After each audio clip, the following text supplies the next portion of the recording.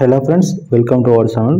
Friends, ఈరోజు వీడియోలో post ఆఫీస్లో ఉద్యోగాలు అయితే నోటిఫికేషన్ అయితే రిలీజ్ అయింది ఫ్రెండ్స్. సో ఇది మీరు స్క్రీన్ పైన చూడొచ్చు. పోస్టల్ డిపార్ట్మెంట్కి సంబంధించి అయితే నోటిఫికేషన్ రిలీజ్ అయింది ఫ్రెండ్స్. ఇక్కడ మీరు ఎండింగ్ డేట్ కూడా చూడొచ్చు. సో ఇప్పుడు మనకు స్టేట్ వైజ్గానైతే ఉద్యోగాలు అయితే మీకు చూడొచ్చు ఇక్కడ స్క్రీన్ పైన. సో ఇక్కడ మీరు తెలంగాణ సెలెక్ట్ చేసుకున్నట్టయితే ఆ డిస్టిక్ పైన సెలెక్ట్ చేసుకుంటే అక్కడ ఎన్ని పోస్టులు ఉన్నాయనేది మీకు స్క్రీన్ పైన కనిపిస్తుంది, చూడొచ్చు. ఇక్కడ సెలెక్ట్ డివిజన్ సెలెక్ట్ చేసుకొని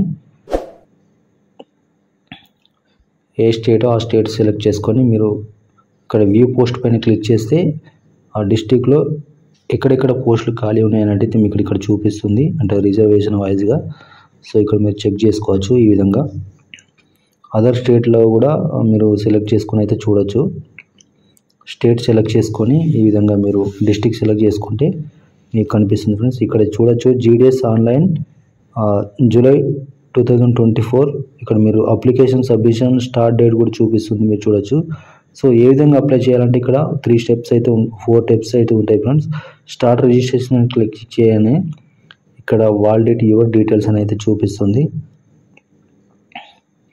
ఇక్కడ మీరు దానికి సంబంధించిన రిజిస్ట్రేషన్ సంబంధించిన డీటెయిల్స్ అన్నీ అయితే ఫిల్ చేయాల్సి ఉంటుంది.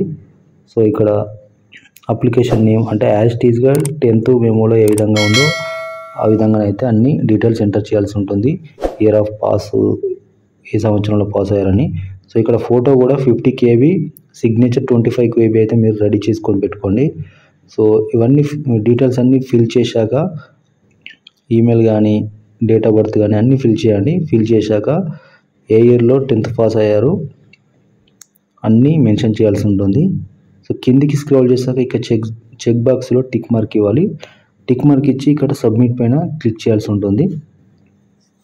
చాలా సింపుల్గా ఉంటుంది ఫ్రెండ్స్ ఈ పోస్ట్ ఆఫీస్ జాబ్ అప్లై చేయ విధానం. ఓన్లీ మెరిట్తోనే ఎగ్జామ్స్లో వచ్చిన మార్క్స్తోనే పోస్ట్ ఇవ్వడం జరుగుతుంది. ఇక్కడ మీకు రిజిస్ట్రేషన్ నెంబర్ కూడా డిస్ప్లే అవుతుంది, అది మీరు పక్కన మెన్షన్ చేసుకొని పెట్టుకోండి, ఒక బుక్లో రాసుకొని. ఇక్కడ రిజిస్ట్రేషన్ నెంబర్ ఎంటర్ చేసి ఏ సర్కిల్లో మీరు అప్లై చేస్తున్నారంటే తెలంగాణ స్టేటా ఆంధ్రప్రదేశా మీరు ఇక్కడ సెలెక్ట్ చేసుకోవాల్సి ఉంటుంది. సెలెక్ట్ చేసుకున్నాక సబ్మిట్ పైన క్లిక్ చేయండి.